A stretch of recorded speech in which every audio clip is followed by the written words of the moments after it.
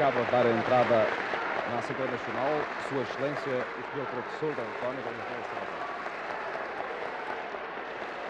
que é recebido aqui com as mais entusiásticas e calorosas manifestações de afeto e admiração por todos os presentes.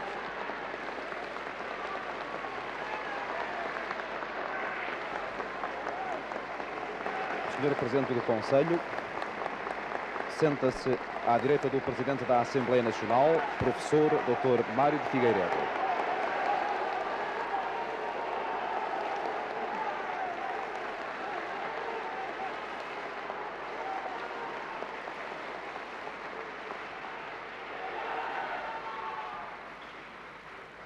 A ladear o Sr. Presidente do Conselho,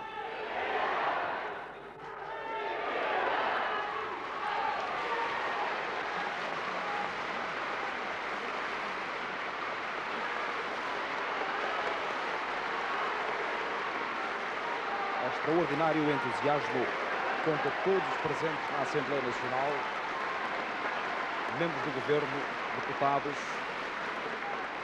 corpo diplomático e o público acolhem Sua Excelência, o Sr. Professor Oliveira Salazar.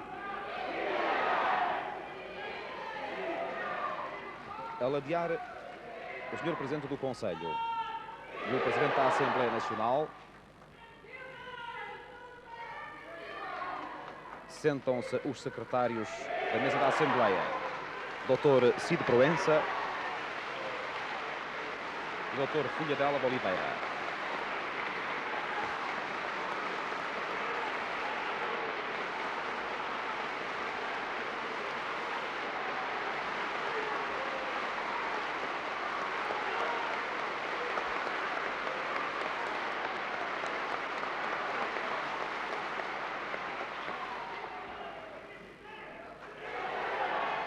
Nas tribunas laterais, à direita da tribuna, os membros do Governo. À esquerda, a imprensa.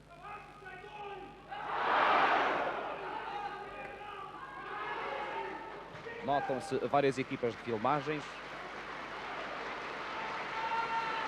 algumas delas estrangeiras, sendo uma da TV inglesa.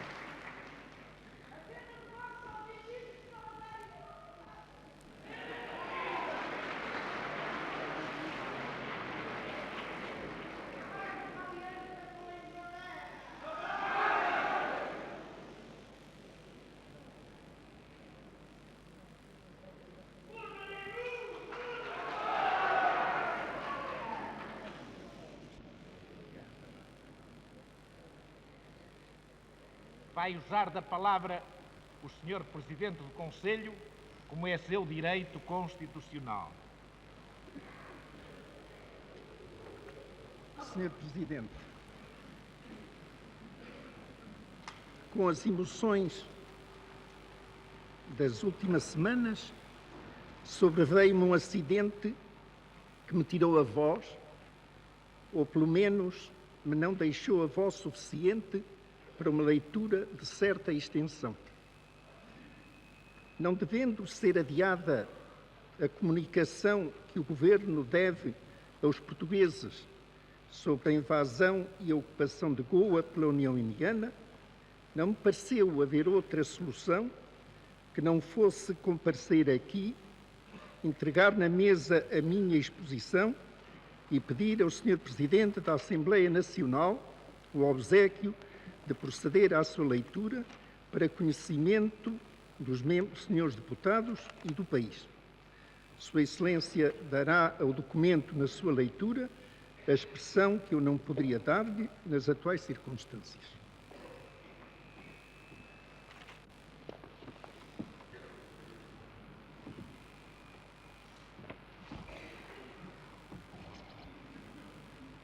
Senhores deputados, não costumo escrever para a história e sinto ter de fazê-lo hoje, mas a nação tem pleno direito de saber como e por que se encontra despojada do Estado português da Índia. Goa. Goa, portuguesa há 450 anos, e agora ocupada pela União Indiana, representa um dos maiores desastres da nossa história e golpe muito fundo na vida moral da nação. Para este, o Estado português da Índia, sem expressão sensível na economia ou na força política portuguesa, contava, sobretudo, como padrão de um dos maiores acontecimentos da história do mundo e da comunicação do Oriente com a vida ocidental. Deixá-lo, esse padrão, à guarda de um pequeno país que foi, com sacrifícios ingentes, o fautor das grandes descobertas, devia ser ponto de honra de todas as nações civilizadas e das que beneficiaram da ação portuguesa no mundo. Que este conceito se tenha chocado com outro de simples ambição expansionista é mais uma prova, e esta flagrante nos nossos tempos, da decadência da legalidade e da depreciação dos valores morais. Esta explicação não é, no entanto, satisfatória para os portugueses, que podem ter esquecido não ser a União Indiana sensível a razões históricas, jurídicas ou simplesmente humanas, mas confiavam em influências que no jogo da política mundial pudessem opor-se com eficácia às ambições de que foi vítima Goa. Temos assim de descer mais fundo no exame da questão e explicar com algum pormenor como tudo foi possível. O caso de Goa pode dizer-se que nasceu no momento em que a União Indiana se tornou independente. Apesar de o Império das Índias se haver cindido em vários estados, a União Indiana, que muito contrariadamente teve de conformar-se com a cisão, passou a considerar-se a si própria como verdadeira sucessora da Inglaterra e, no fundo, como o Estado que aglutinaria mais tarde ou mais cedo os outros Estados do Indostão. União Indiana, Índia, Indostão são termos que, confundindo a geografia com a ambição política, passaram a representar uma identidade na mente dos dirigentes de Nova Delhi. Nesta orientação, e tomando da confusão dos primeiros anos,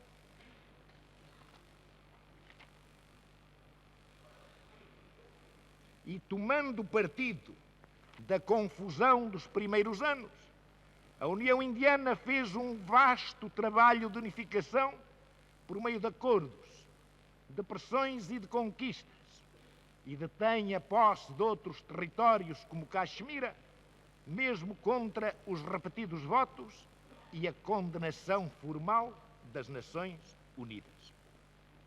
O primeiro-ministro da União Indiana, Pandita Nehru, é o representante máximo desta ideia imperialista, contra a qual se esboroam todas as outras que também diz professar: pacifismo, não violência, boa vizinhança. Não o embaraçam as contradições nem do pensamento nem da ação, que, aliás, alguns benevolamente atribuem às variações da opinião pública. Abusa do ilogismo, ou pelo menos a sua lógica é diferente da nossa. Os anos de Londres podem ter-lhe facultado traços de cultura europeia, mas não tocaram a sua formação de origem.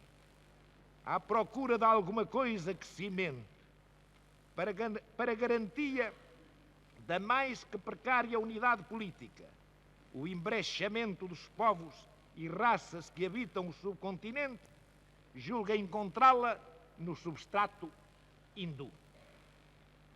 E por mais estranho que pareça a quem escuta as suas prédicas, o primeiro-ministro da União Indiana é, no fundo, um racista e um anti-ocidental, pacifista em teoria e agressor na prática.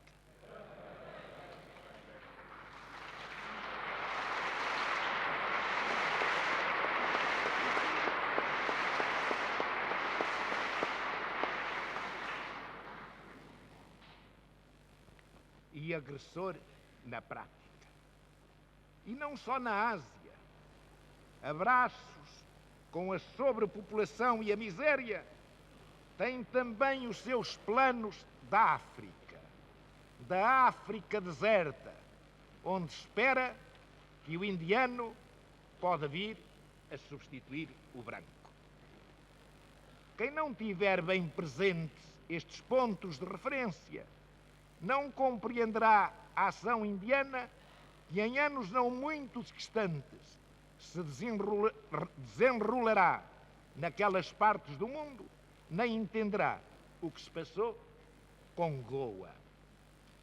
O Estado português da Índia foi sempre, como não podia deixar de ser, respeitado pelos ingleses na soberania de Portugal.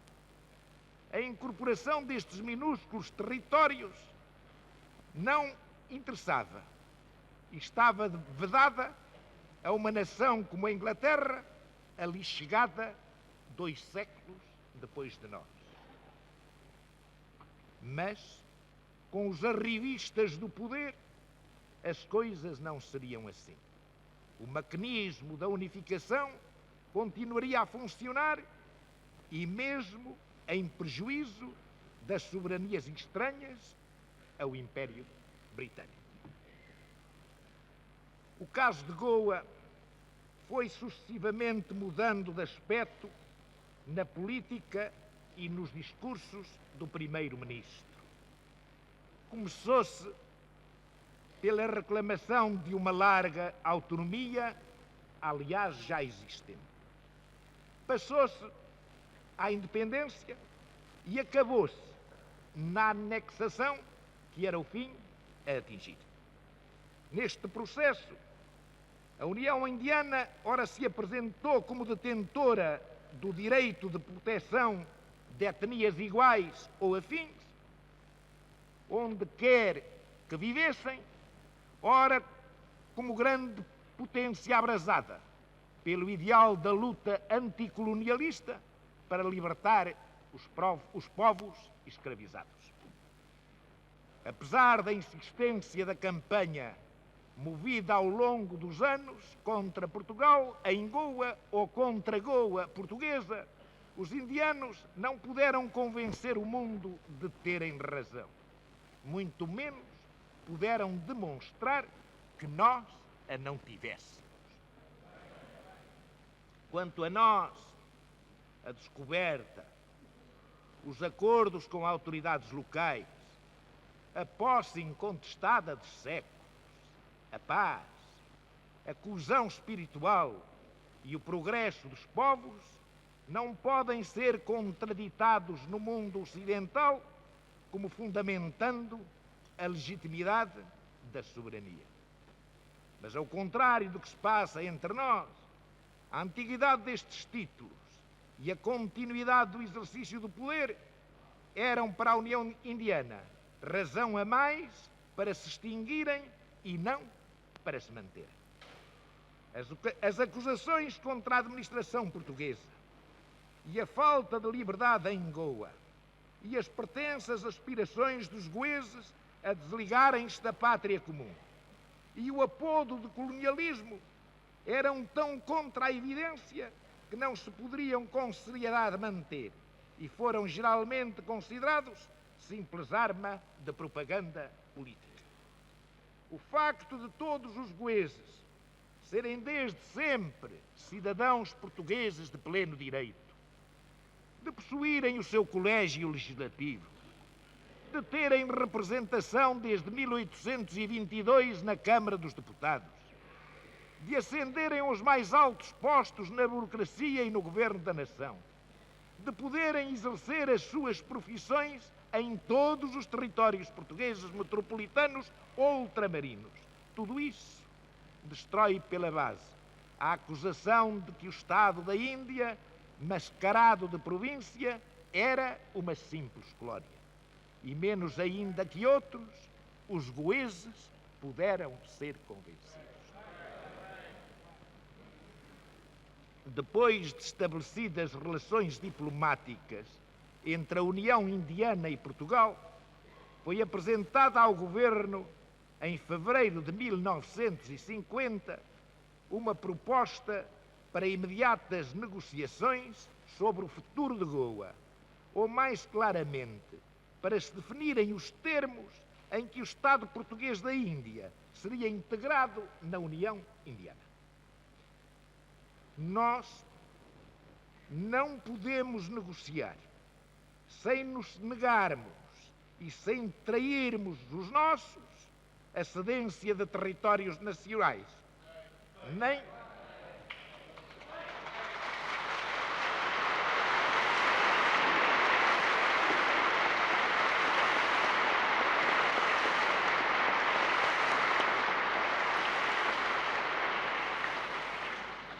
não podemos negociar a cedência de territórios nacionais, nem a transferência das populações que os habitam para soberanias estranhas.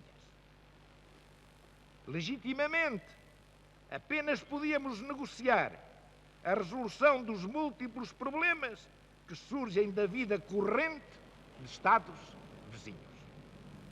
Mantivemos, de começo a fim, esta atitude. Mas a única negociação que interessava à União Indiana e ela compreendia não era esta. E a que propunha era uma negociação para nós sem objeto possível. Sobre esta nossa atitude assenta a sequência das providências tomadas pela União Indiana contra Goa e os goeses, para os convencer ou para os dominar.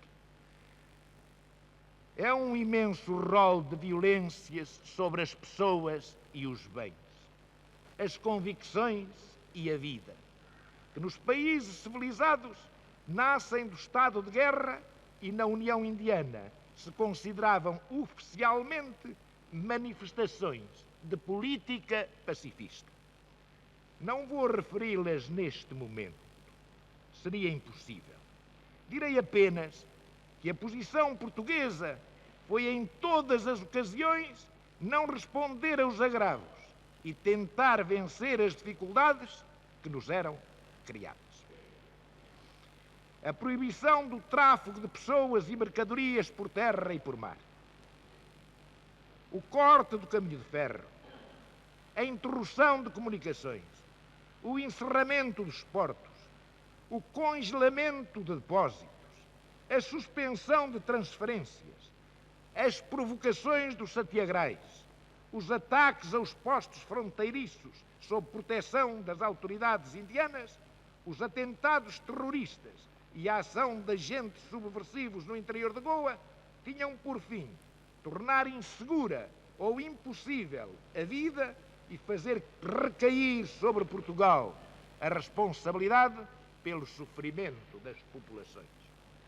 Mas a União Indiana, que tinha podido asfixiar os estabelecimentos franceses, esqueceu as circunstâncias que a nós, com um pouco de imaginação, boa vontade e alguns recursos, nos permitiriam vencer as dificuldades.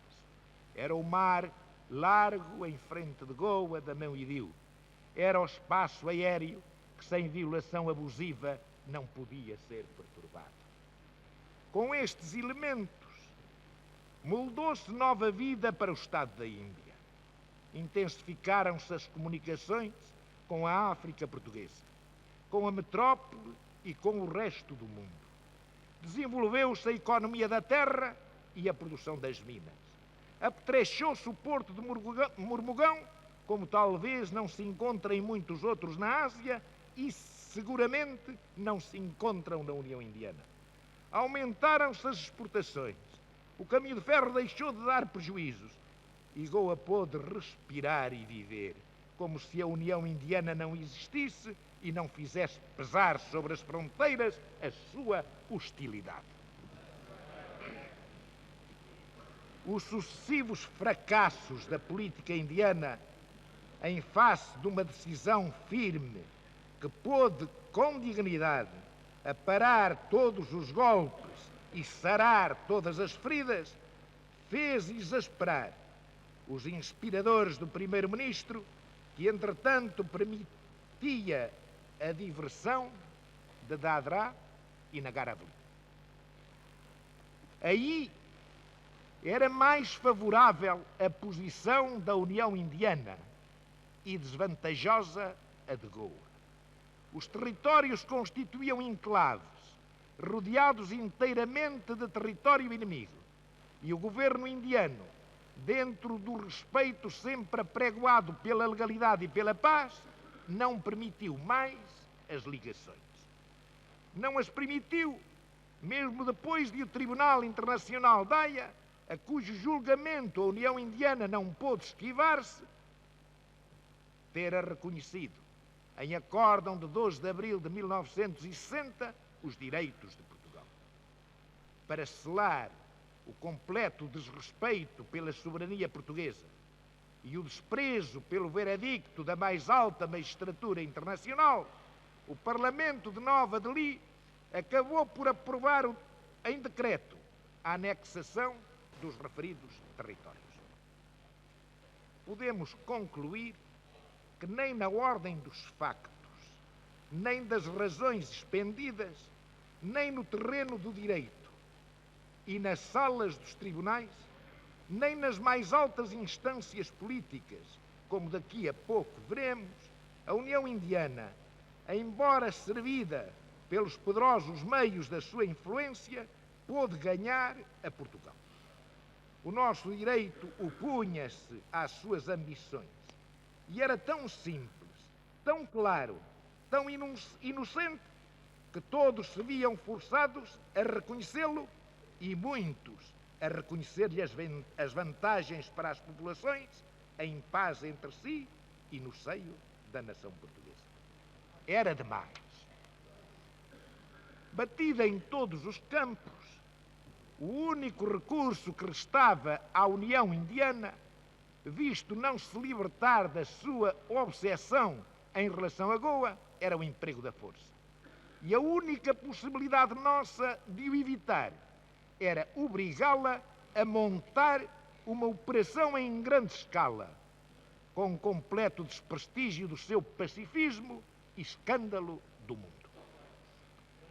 Muito tempo se pensou na União Indiana que um simulacro de levantamento em Goa podia prestar-se a uma intervenção de simples polícia que o primeiro-ministro apresentaria ainda como serviço gratuito à paz.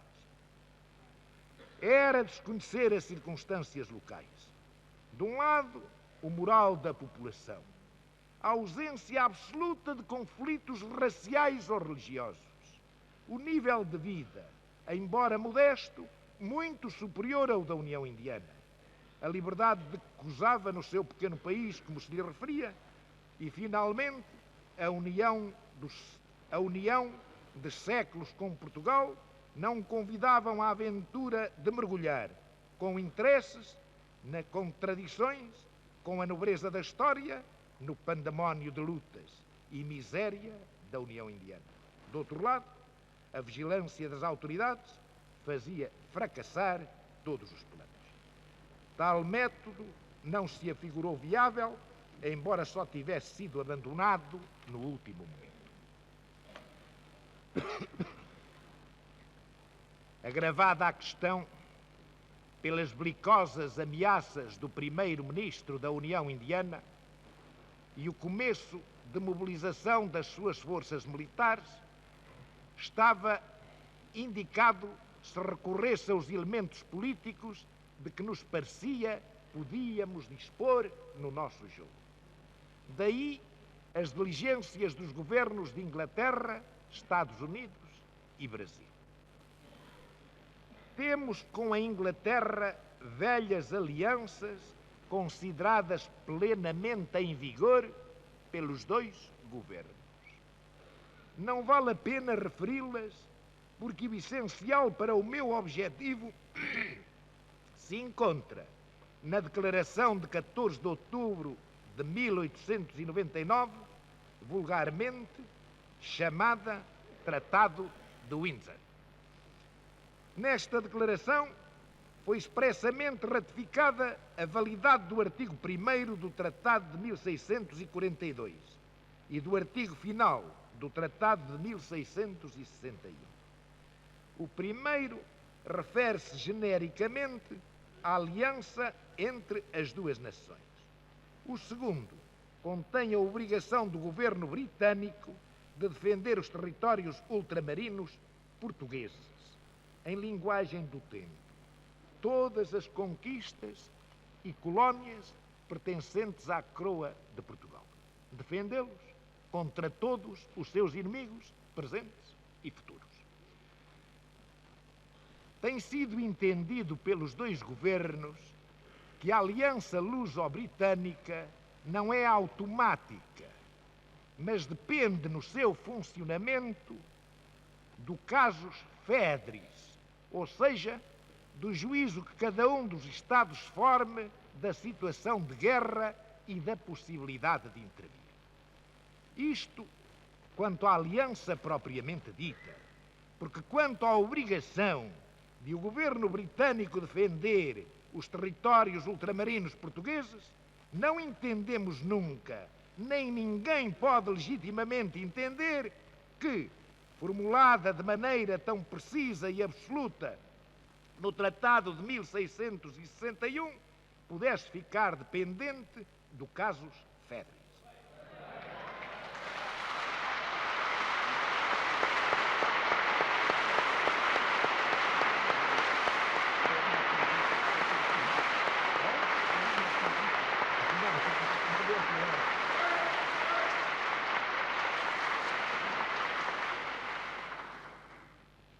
Quer dizer que a obrigação de defender o nosso ultramar pela maneira adequada às circunstâncias não pode ser iludida.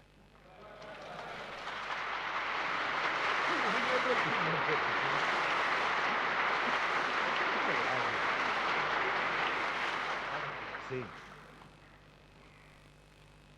Parece, porém, pretender desviar-se desta linha a interpretação britânica, segundo a declaração feita na Câmara dos Comuns em 19 de maio de 1958 pelo Secretário de Estado para os Negócios Estrangeiros, que se referiu à forma de aplicação dos tratados a territórios e a circunstâncias particulares sem a distinção que acima fiz.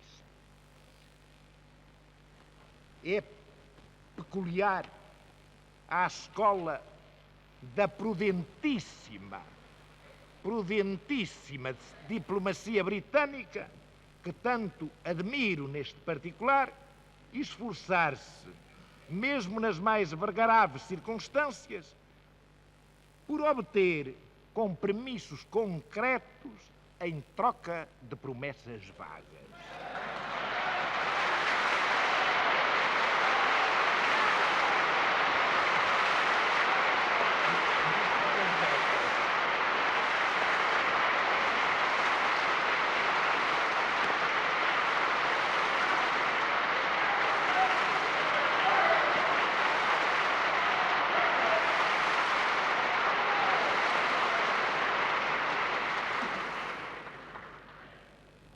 E em face desta tendência, uma simples declaração parlamentar, não acordada entre os governos, não nos pareceu poder ter o valor de interpretação autêntica de um tratado que, demais, contém referência expressa às vantagens que Portugal concedera em troca da obrigação assumida pela Inglaterra.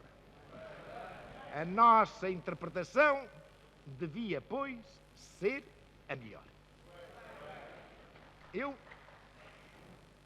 Eu nunca fizera, em mais de 30 anos de governo, apelo aos tratados de aliança, por entender que uma fidelidade nunca desmentida os converteu de textos a invocar e discutir em sentimentos profundos e atitudes permanentes na política das duas nações.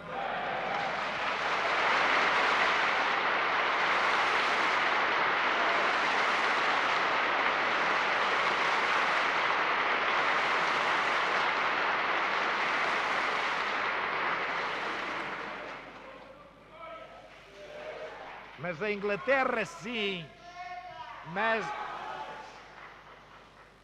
a Inglaterra sim invocou expressamente a aliança, por exemplo, para a concessão de facilidades nos Açores em 1943, apesar da nossa declaração de neutralidade no começo da guerra.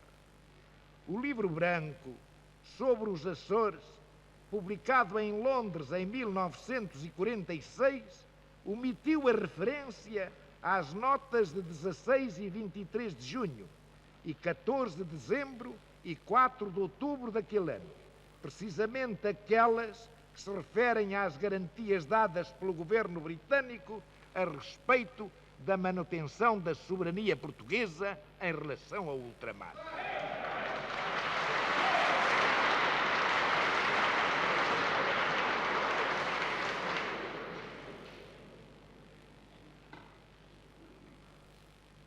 Verdade seja que a mesma prudentíssima diplomacia, embora não limitasse no tempo a garantia prestada, a circunscrevera indiretamente às ameaças ou riscos que derivassem das nossas concessões de então.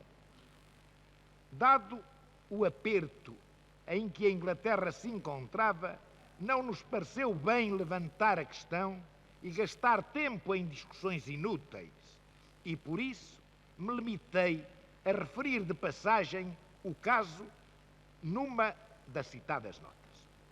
O certo é que, fossem quais fossem as limitações circunstanciais das promessas então feitas, a garantia genérica, ou melhor, os compromissos britânicos, continuavam a ser, sem contestação, os dos tratados de 1661 e de 1899, e por isso a esses nos reportamos quando resolvemos dirigir-nos à Inglaterra.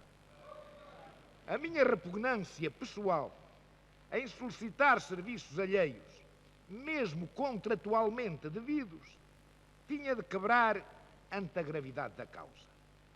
O que o Estado da Índia representava e continua a representar para a nação portuguesa não pode medir-se pela pequenez do território, mas pela grandeza da história.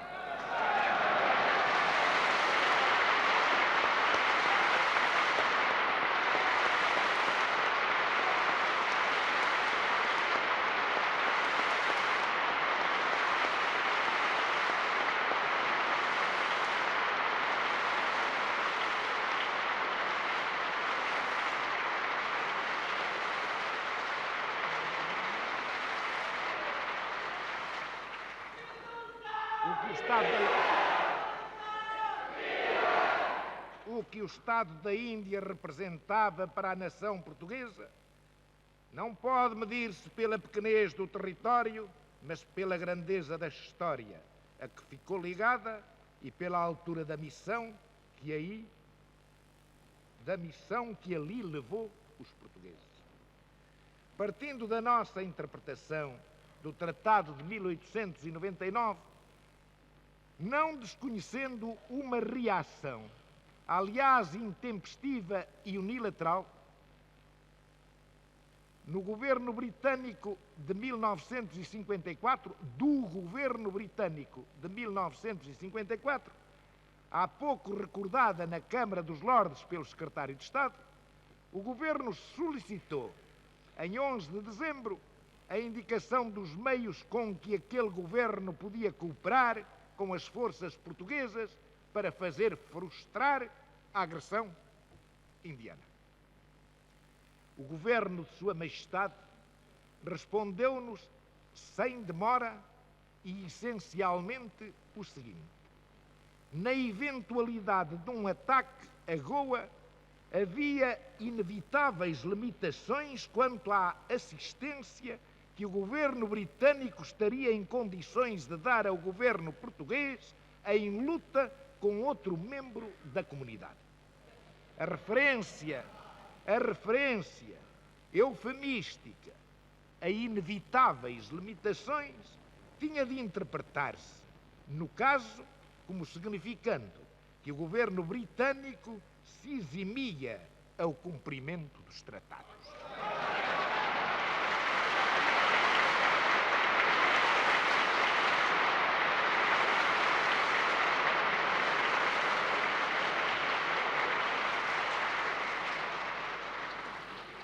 Eu sou dos que estão convencidos de que o governo britânico fez nesta emergência muito mais esforços e diligências muito mais prementes para impedir a agressão indiana do que os conhecidos através da imprensa ou a nós diretamente comunicados. E a razão é simples. Embora Goa nunca pudesse ser, para o entendimento britânico destes problemas, o que é para nós um pedaço da nação portuguesa, é imensamente desagradável para o brio e o prestígio de uma grande potência eximir-se ao cumprimento de obrigações certas que tiveram a devida contrapartida em vantagens concedidas por Portugal.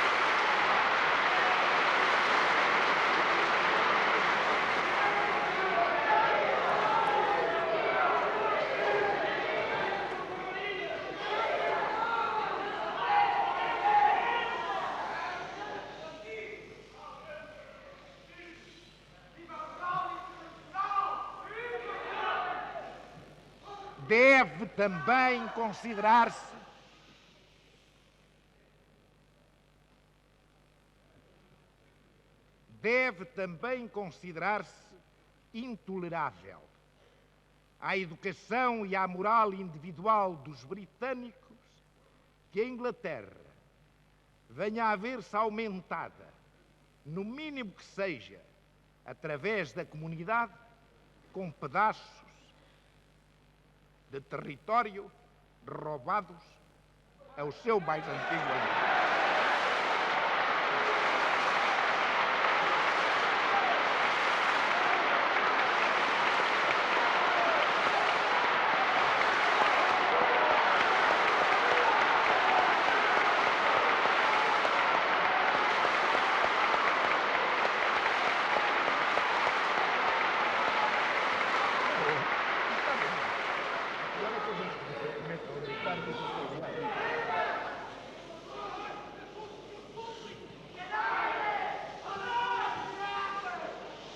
Eu mando evacuar as galerias se Vossas Excelências continuam nestes termos.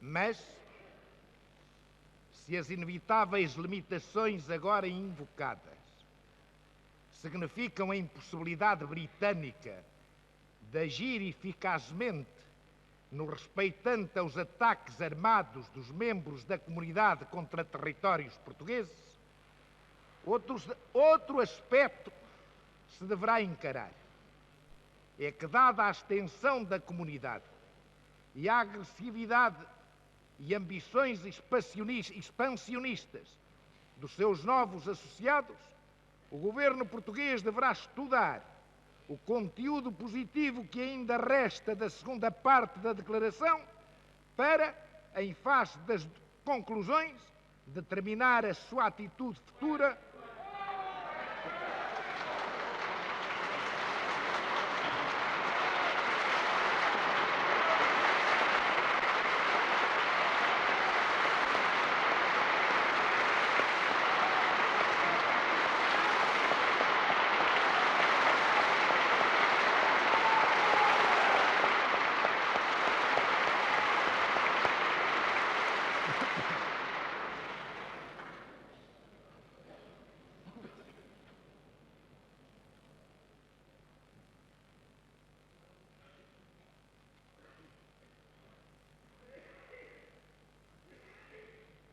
O governo português deverá estudar o conteúdo positivo que ainda resta da segunda parte da declaração para, em face das conclusões, determinar a sua atitude futura quanto às obrigações existentes entre os dois países. É admirável o pragmatismo da política britânica. Simplesmente, nem sempre pode evitar o aborrecimento de dolorosas contradições.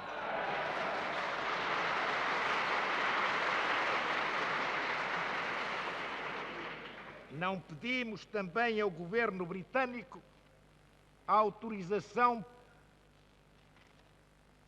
Nós pedimos também ao governo britânico a autorização para utilizar alguns aeródromos necessários às alegações com Goa.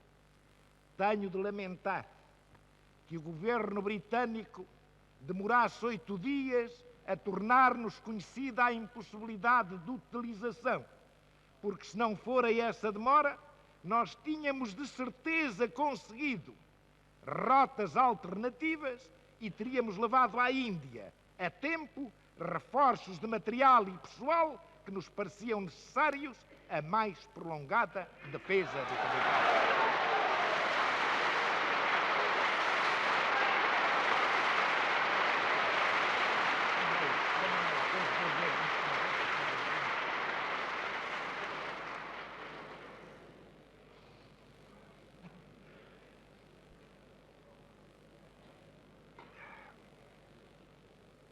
Vejamos o que respeita aos Estados Unidos.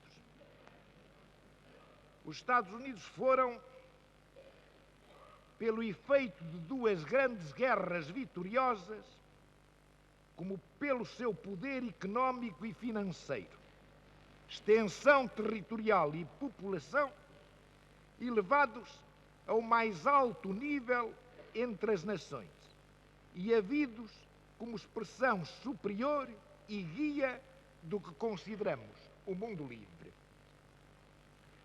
Que intencionalmente, deliberadamente, tenham procurado ascender a esta posição, ou a ela fossem apenas guindados pelo conjunto de circunstâncias históricas, não importa. O que a todos importa é saber se, ocupando o lugar, também estão dispostos a desempenhar a função.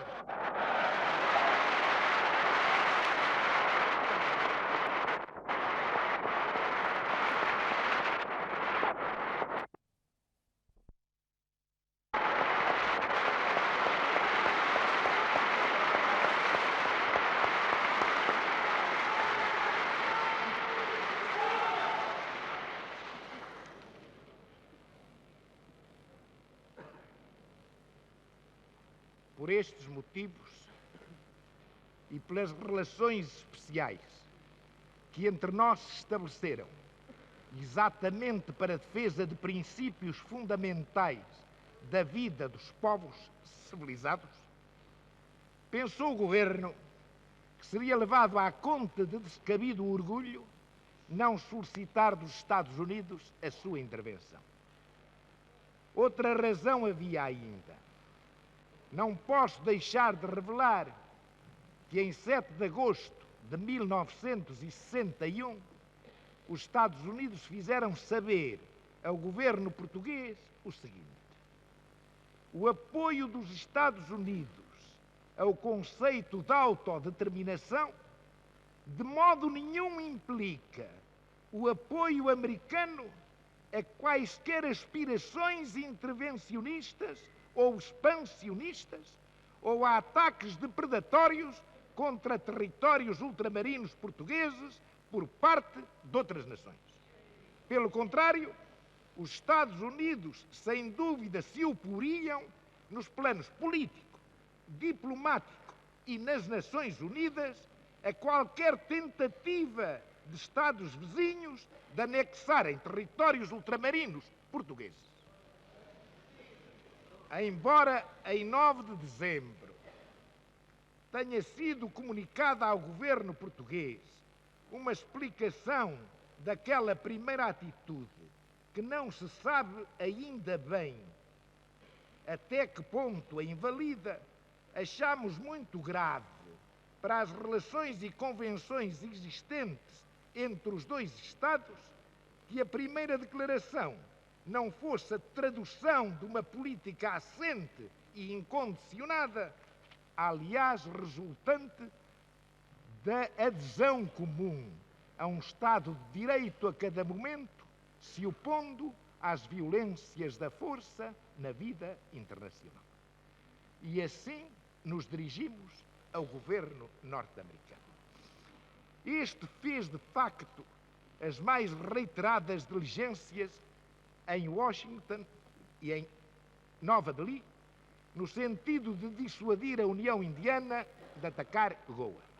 O presidente Kennedy terá mesmo escrito ao primeiro-ministro da União Indiana, e o último apelo dissuasório do embaixador dos Estados Unidos em Nova Delhi precedeu de apenas 2 horas a ordem de atacar. Não podemos pôr em dúvida a força destas diligências e das da Inglaterra. Nem o interesse político e ideológico das duas nações em que o Estado português da Índia não fosse, nem o interesse político e ideológico das duas nações em que o Estado português da Índia não fosse invadido para ser anexado à União Indiana por ato de guerra. Não só ambas temiam acabasse de desvanecer-se por completo a lenda pacifista da União Indiana, como receavam vir a verificar quão frágil e inoperante é o edifício tão amorosamente por elas construído e sustentado para preservar a paz.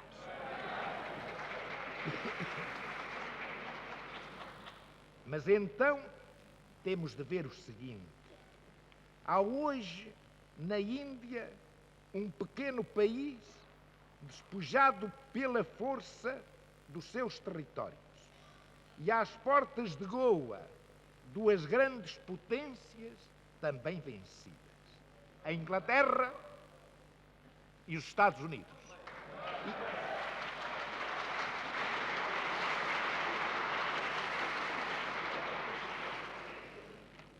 E isto pronuncia para o mundo uma temerosa catástrofe.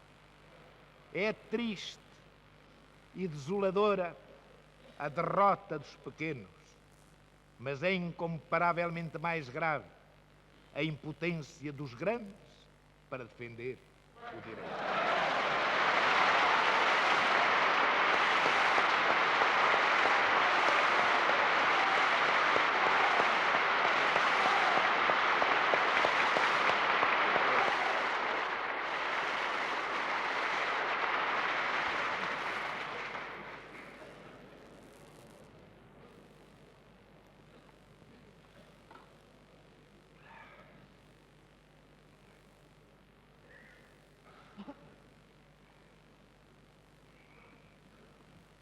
voltemo-nos agora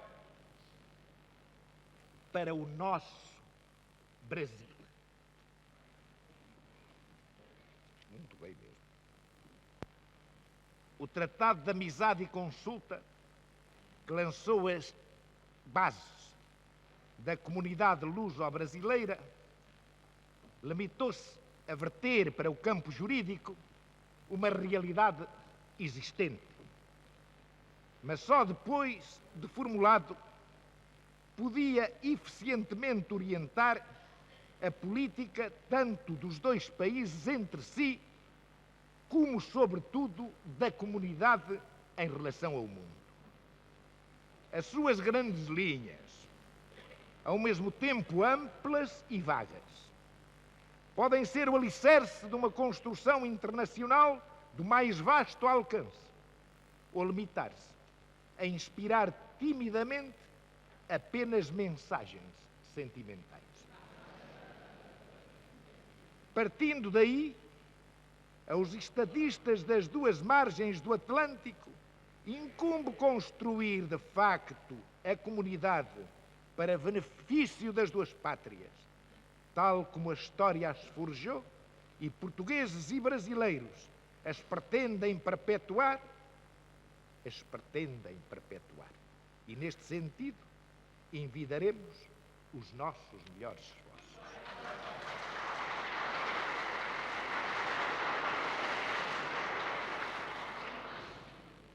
O anticolonialismo é uma constante da política brasileira. Mas outra constante é também o não reconhecimento das anexações territoriais obtidas pela força. A primeira não havia de preocupar-nos, senão na medida em que o desconhecimento da realidade do ultramar português pudesse, porventura, turvar a compreensão do fenómeno que ali se verifica.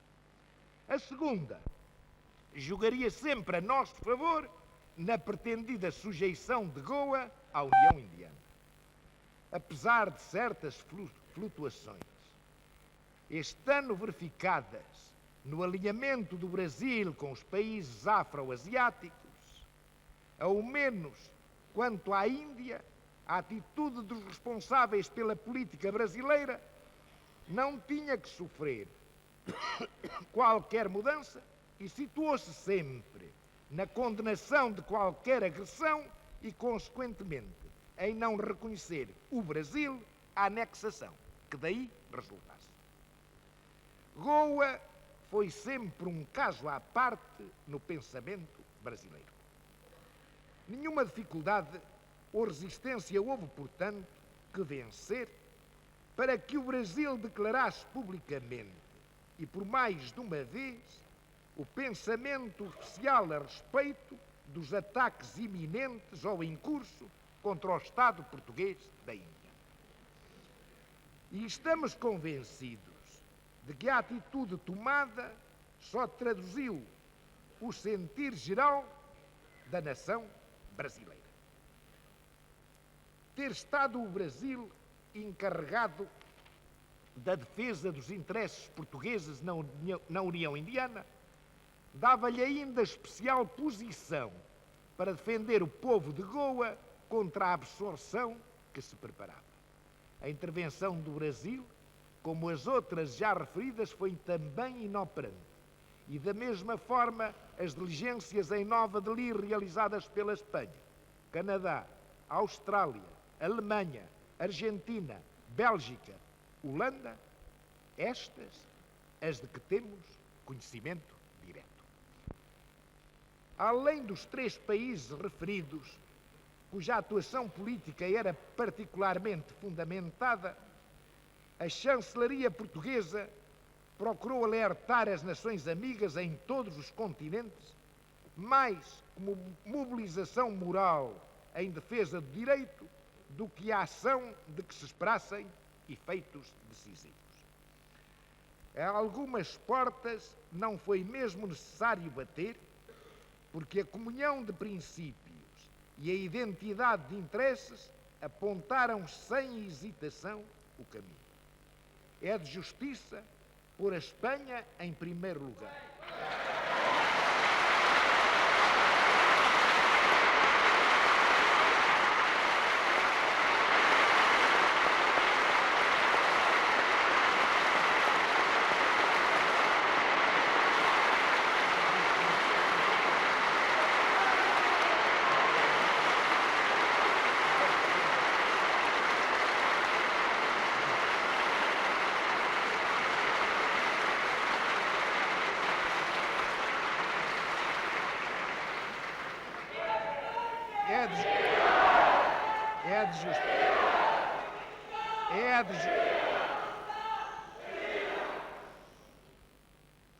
É de justiça pôr a Espanha em primeiro lugar, muito em primeiro lugar, por si e junto dos países sul-americanos, seus amigos, como merecedora da nossa gratidão. Ela tem vivido, como nós, o drama de Goa. E com razão, porque se há território português que se haja estruturado sob a influência conjunta dos dois Estados da Península, esse é o de Goa, que deve tanto ao gênio de Afonso de Albuquerque como à doutrinação de São Francisco Xavier.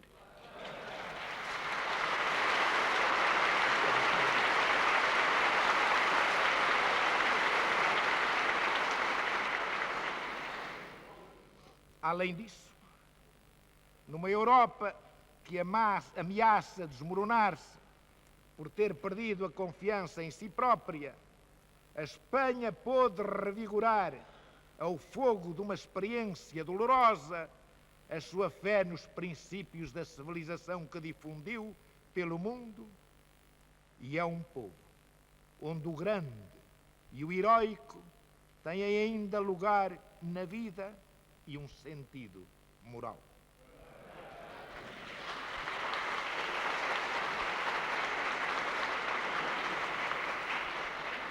A Espanha compreende bem, e em toda a sua extensão, o estado da alma português.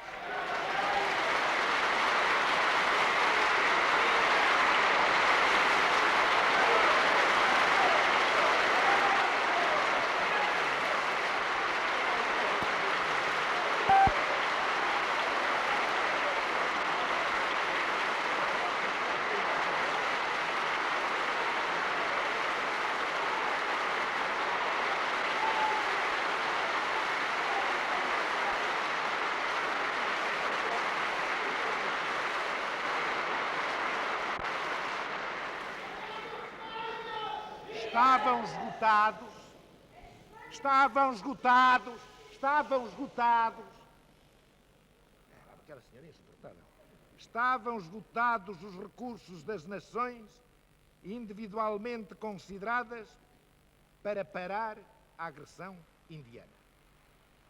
Apenas a atuação da Organização Mundial, chamada Nações Unidas, podia tentar-se através do pedido de reunião urgente do Conselho de Segurança. O estudo do problema e a experiência que vamos tendo do funcionamento do sistema não deixavam no nosso espírito dúvidas acerca da inutilidade do apelo. Mas, por um lado, a nossa presença na organização mal se compreenderia se a ela não estivéssemos dispostos a recorrer. Por outro lado, a maneira como havia de comportar-se seria uma prova gritante de que, nos termos em que funciona, já está a ser mais do que inútil, porque está a ser prejudicial.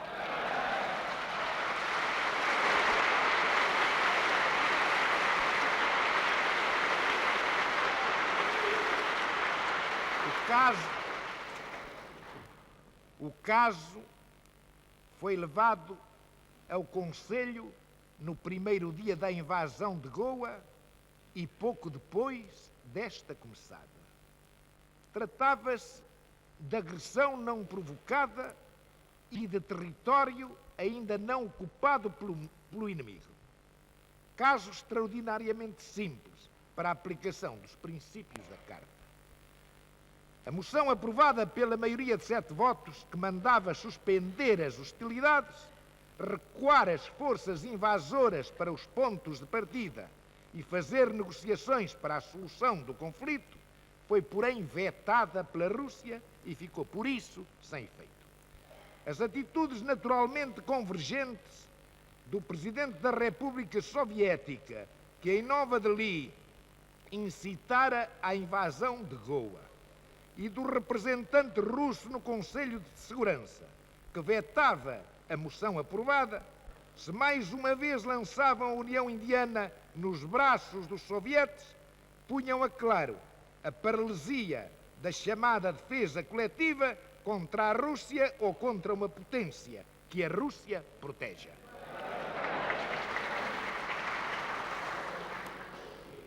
O caso, embora previsto, produziu alarme no mundo.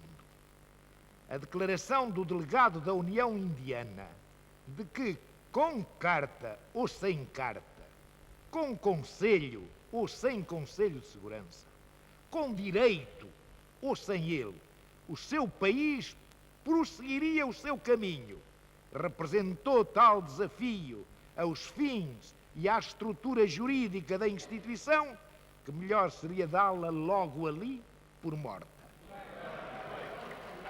Os Estados Unidos acharam que, de facto, o que se passava prenunciava o fim próximo da organização. Mas, numa tentativa de consolidá-la, ainda se uniram no dia seguinte com todos os mais numa votação contra Portugal. E 2 dias depois apresentavam-se a confirmar à União Indiana o seu apoio financeiro.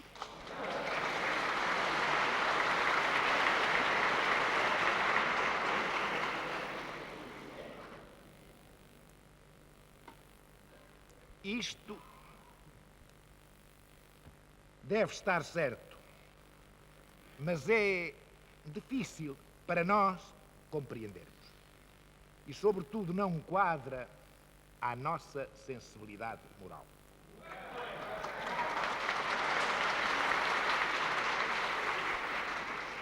É lícito perguntar o que estamos nós ali a fazer. Ou o que estão ali a fazer os que, não sendo grandes potências, não dispõem do favor russo, ou por causa da sua solidariedade com o Ocidente, atraem a aberta hostilidade do bloco anti-ocidental. Também se perguntará como fomos ali parar.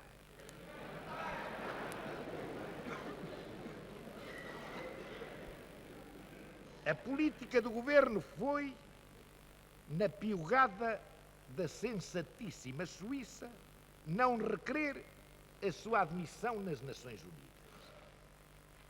Fizemos-lo mais tarde, a pedido da Inglaterra e dos Estados Unidos, com o argumento da necessidade de reforçar a posição ocidental em qualquer emergência.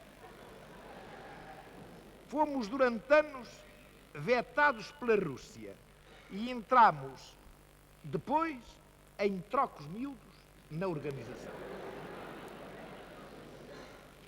Verificando-se uma transferência de poderes do Conselho para a Assembleia Geral, dominado o primeiro pela Rússia e a segunda pelo Bloco Comunista e Afro-Asiático, as potências ocidentais, em que incluo a América do Sul, perderam toda a possibilidade de conduzir, com a sua mais larga experiência, os negócios da comunidade internacional, de moderar certos ímpetos irrefletidos, de evitar que o governo do mundo caia sob uma ditadura intolerável de paixões racistas e de irresponsabilidades.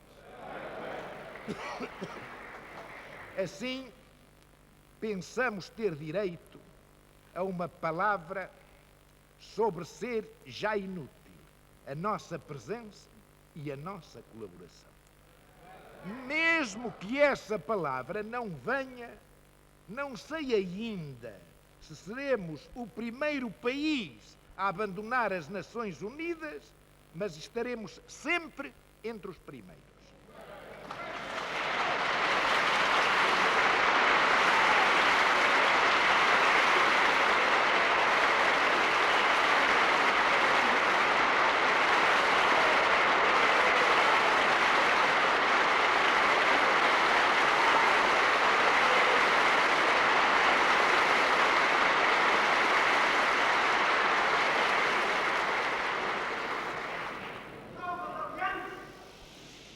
E, entretanto, recusar-lhes-emos a colaboração no que não seja do nosso interesse direto.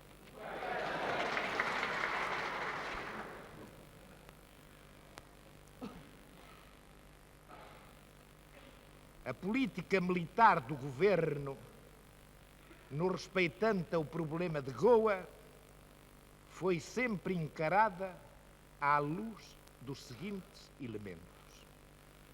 Dadas a distância e a superioridade esmagadora da União Indiana, nenhuma esperança de salvar Goa da eventual invasão inimiga sem apoio aliado. Necessidade de manter forças suficientes para evitar a ação dita policial e dissuadir, se possível, a União do ataque.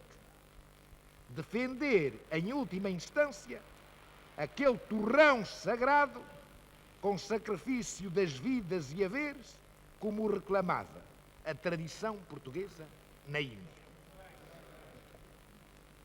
Mantivemos este esforço, ora com maiores, ora com menores efetivos, conforme os tempos e a gravidade das ameaças, mas sempre em nível suficiente para atingir o objetivo de levar a União Indiana ou a desistir da absorção de Goa ou a fazer uma operação espetacular de guerra que causaria dano ao seu crédito moral e não daria nem honra nem glória ao seu exército.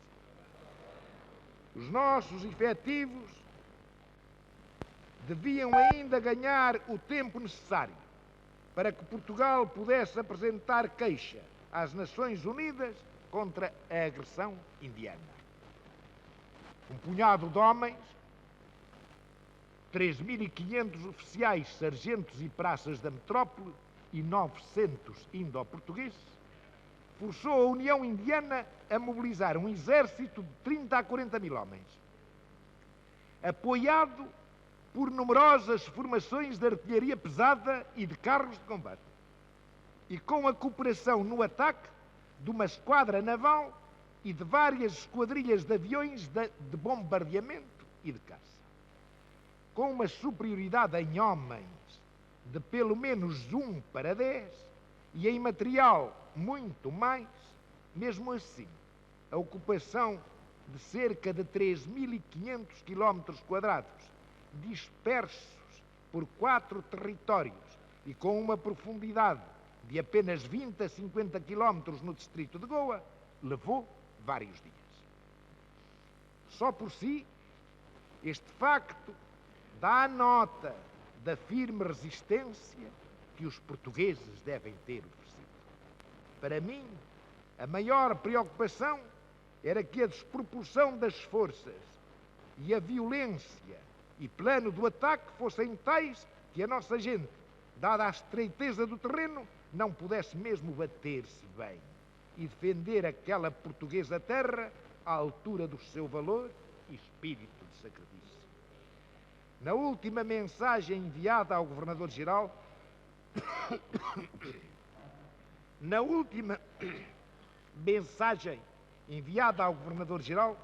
escrita sabe Deus com que amargurar a alma, eu dizia termos plena consciência da modéstia das nossas forças, mas desde que a União Indiana podia multiplicar por um fator arbitrário as forças de ataque, havia de revelar-se sempre no final grande desproporção. A política do governo fora sempre na impossibilidade de assegurar por si só uma defesa plenamente eficaz manter em Goa forças que obrigassem a União Indiana a montar em grande, como se via naquele momento, uma operação militar que escandalizaria o mundo, e a não fiar o êxito das suas pretensões de simples operações de polícia. Os factos mostraram que a primeira missão estava cumprida. A segunda missão consistia em não se dispersar contra agentes terroristas a fingir de libertadores, mas em organizar a defesa, pela forma que melhor pudesse fazer realçar o valor dos nossos homens, segundo a velha tradição da Índia. Era para mim horrível pensar que isto podia significar o sacrifício total, mas eu recomendava e esperava esse sacrifício como o maior serviço que podia ser prestado ao futuro da nação.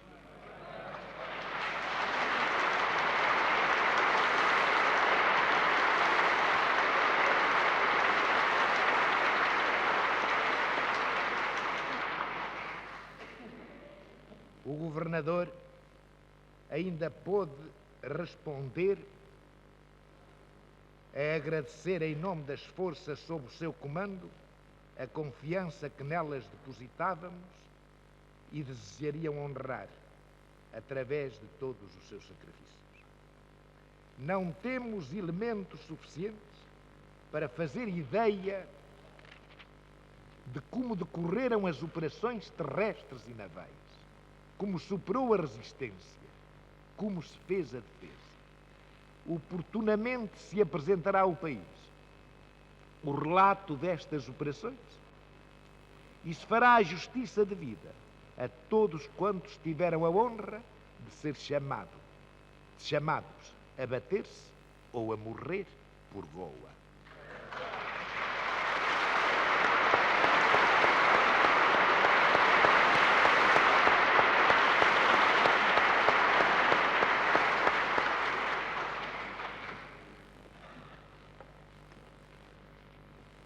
Em face dos preparativos bélicos da União Indiana e, a seguir da sua agressão ao Estado português da Índia, notou-se uma reação violenta da opinião pública mundial.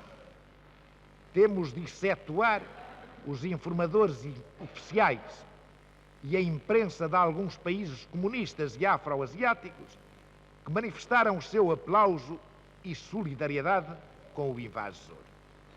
Nos países da Europa Ocidental e das duas Américas, e mesmo em alguns da África e do Oriente, exteriorizou-se uma repulsa viva e sentiu-se grande inquietação.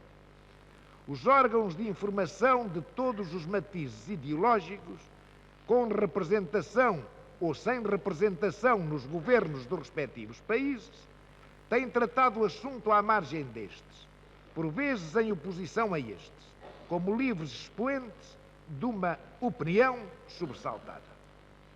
Porquê? Pela razão de ser Goa um caso típico que se apresentava sem complicações ou dificuldades de interpretação. Tratava-se, na verdade, de um pequeno território incorporado politicamente durante 4 séculos e meio na soberania portuguesa. Soberania reconhecida pela comunidade internacional e até pelo agressor. Este território, todos o consideravam ao abrigo de uma decisão favorável a Portugal do Tribunal da Haia, cuja competência fora aceita pelos 2 Estados interessados. Possuía a garantia de alianças e de compromissos bem estabelecidos. Devia julgar-se protegido pelas engrenagens da segurança coletiva através das Nações Unidas. E, neste caso, política e juridicamente cristalino, que nunca foi nem seria um problema, o mundo verificou. Tendo-se recorrido a tudo falhara para a agressão, para impedir a agressão e evitar a conquista. Ou esta situação é sanada, ou Goa faz voltar uma página na vida das sociedades do nosso tempo.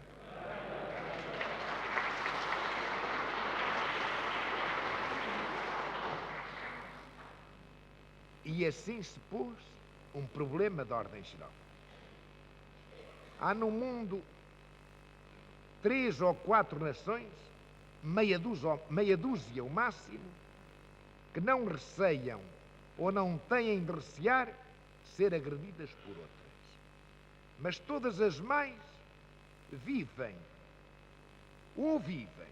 do consenso unânime de que a sua independência e integridade são respeitadas, ou então à mercê dos mais ambiciosos e fortes. Não se foge à dificuldade e ao perigo, senão pela forma clássica de alianças que constroem sistemas de forças equilibradas ou por organização tendente a abranger a universalidade das nações pacíficas. Simplesmente, no primeiro caso, é essencial o cumprimento dos tratados e, no segundo, a fidelidade aos pactos, e a crise moral em que nos debatemos não assegura nem uma coisa nem outra. Como as Nações Unidas, na melhor hipótese, se encontram antecipadas de séculos em relação ao espírito dos homens e das sociedades, e além disso se deixaram invadir por multidão tumultuária de Estados que não têm o espírito de paz, não só não tem sido fácil defender ali os direitos das nações, como dentro da organização se constituíram partidos e solidariedades que, em substituição das antigas alianças, fazem vingar interesses de grupo sem se importar da justiça devida a todos. Quando se perde de ideia que para conservar a paz é necessário estar disposto a bater-se por ela, quando se confiam os destinos da comunidade internacional a maiorias que definem a política que os outros têm de pagar e de sofrer, quando por sistemas se transige e se recua diante dos que, não tendo experiência nem responsabilidades, podem ser ousados sem custo e revolucionar continentes, temos de interrogar-nos a sério sobre se vamos pelo bom caminho. O que se viu conosco agora legitima de facto a ansiedade das consciências e a inquietação das sociedades mais sãs. O homem da rua, que não pode elevar-se às altas congeminações dos filósofos e dos políticos, mas tem a ambição de ganhar a sua vida e conservar em paz o seu lar, vê o problema com a simplicidade do bom senso.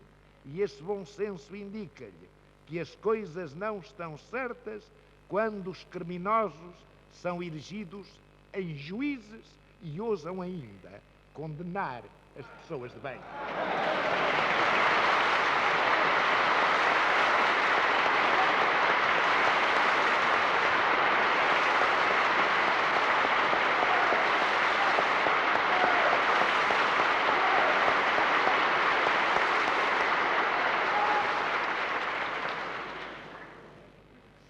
É nesse vivo despertar da consciência do mundo, ante os conluiados nos atropelos à paz e à soberania alheia, que pode entrever-se uma réstia de esperança no sentido de serem revistos a tempo os métodos de conduzir a comunidade internacional. A tempo, digo, porque está já a ver-se que de uma violência não reparada surgem outras violências maiores. E daqui parto para breves reflexões finais.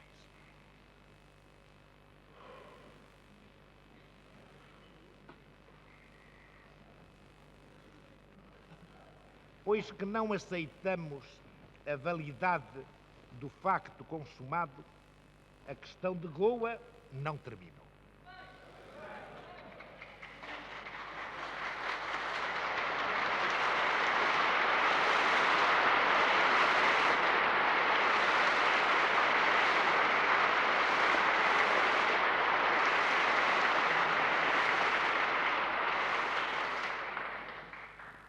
pode mesmo dizer-se com verdade que é mesmo agora que começa.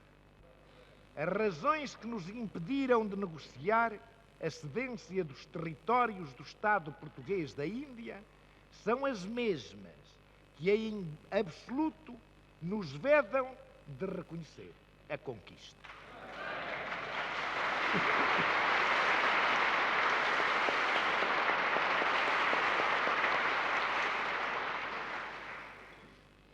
A União Indiana pôde fazer a guerra contra nós,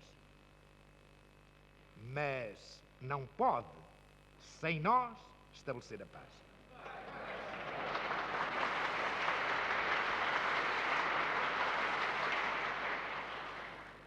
Da mesma forma que não houve rendição de forças nem entrega de barcos, também não pode haver tratado que reconheça a soberania da União sobre aqueles territórios.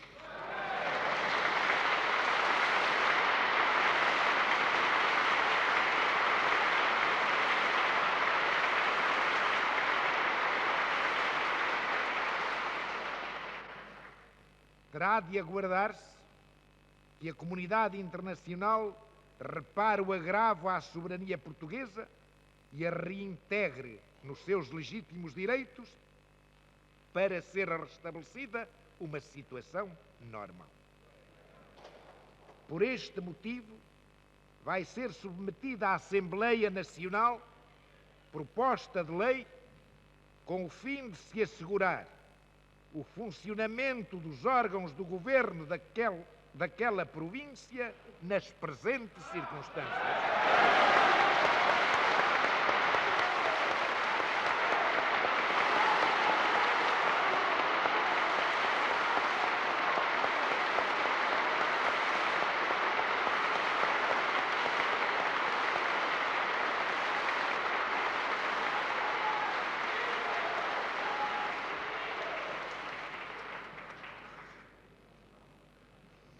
A primeira consequência que daqui resulta é que a representação parlamentar do Estado da Índia continuará confiada aos eleitos pelos povos de Goa, Damão e Diu.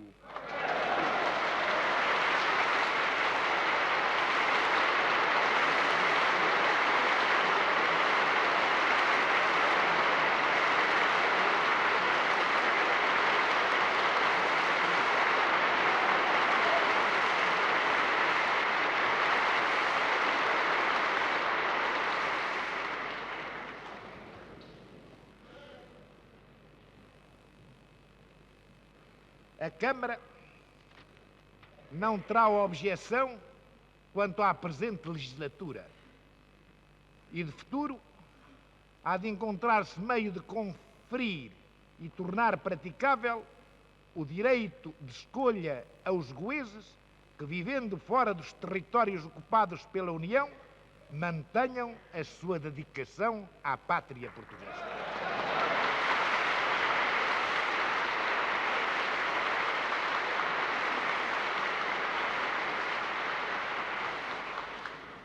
Tendo-se manifestado por toda a parte, tão portugueses como os melhores, e tendo arrostado com dificuldades enormes para se manterem fiéis, é apenas obrigação da nossa parte reconhecer-lhes um direito que os honra e os faz continuar presentes entre nós.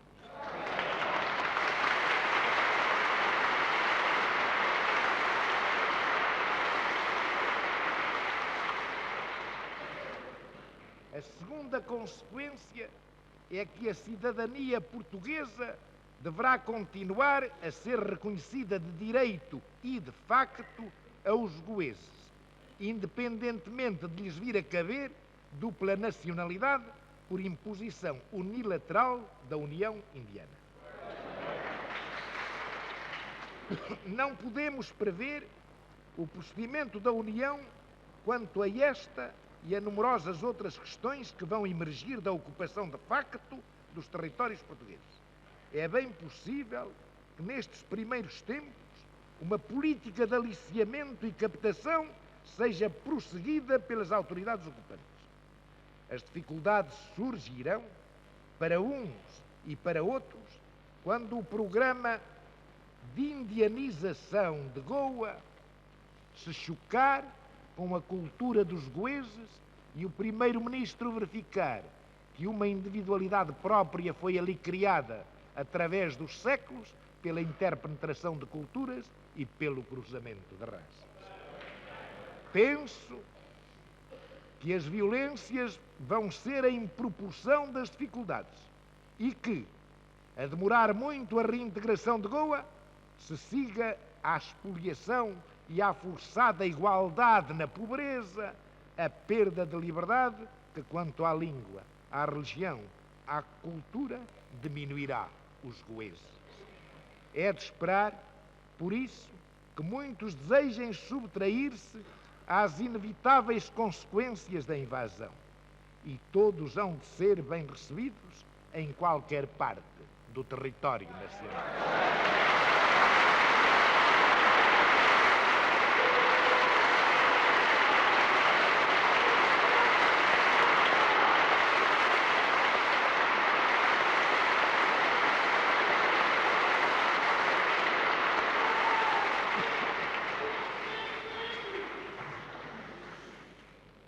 Não devemos ter ilusões sobre os obstáculos e dificuldades de toda a ordem que se levantarão à execução do nosso programa quanto aos goeses que se encontrem fora dos territórios portugueses. A pertinácia, a raiva com que a União Indiana prossegue, desde a independência à captação dos filhos de Goa no seu território, vão redobrar em relação aos que levam a sua vida em territórios estrangeiros, nos quais a nossa própria ação pode vir a ser entravada por influência sua. Mas o nosso dever é lutar pelos goeses e por Goa, sem olhar a sacrifícios, como fizemos até aqui.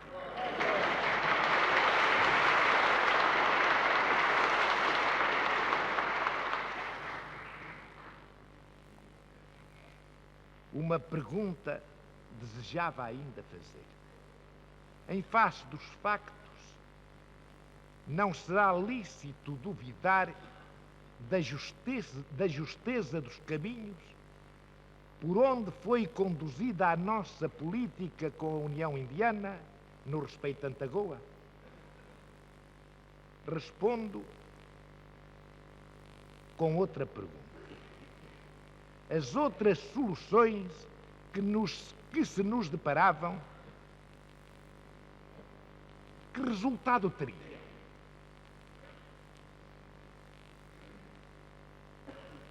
A negociação, a entrega.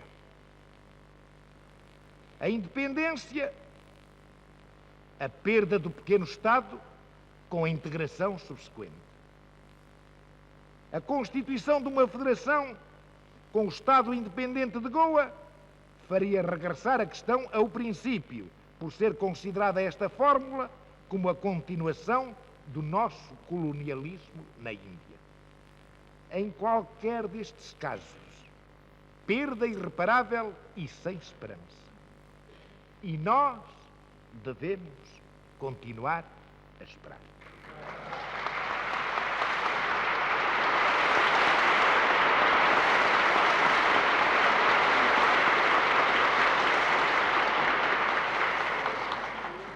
Pelas reações verificadas em todo o mundo português e em todos os países onde existem núcleos de portugueses, podemos concluir que o sentimento exigia não mentirosas negociações para encobrir o esbulho, mas a afirmação do nosso direito, a denúncia da agressão e a luta em todos os campos para fazê-lo reconhecer. O sentir nacional não foi tão vibrantemente afirmado por todos os nossos meios de informação que não seria lícito desconhecê-lo e seria imperdoável duvidar da sua autenticidade. Toda a nação sente na sua carne e no seu espírito a tragédia que se tem vivido e vivê-la no seu seio é ainda uma consolação, embora pequena, para quem desejaria morrer com ela.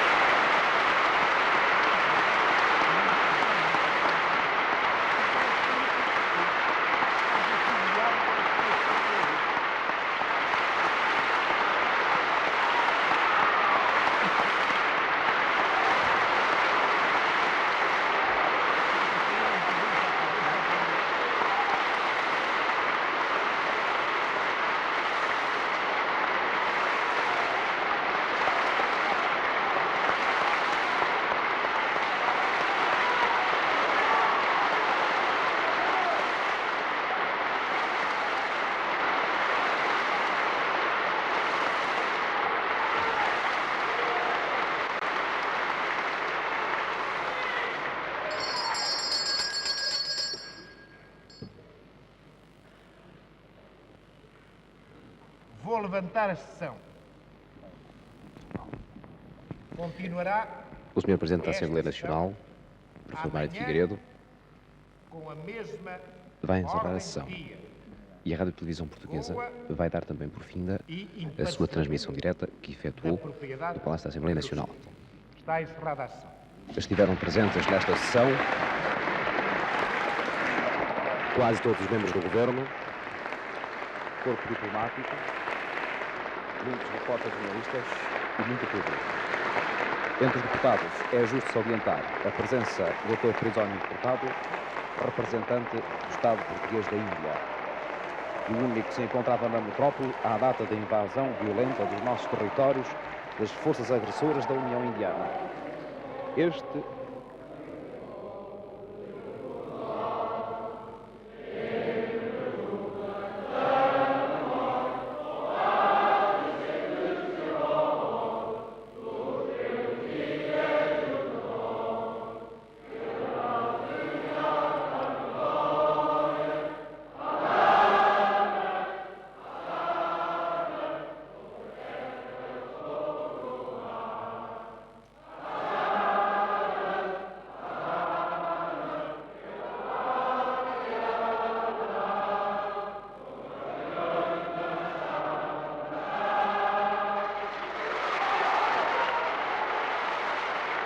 Este foi um momento de extraordinária emoção para todos, quando toda a assistência aqui na Assembleia Nacional entoou em coro o hino nacional.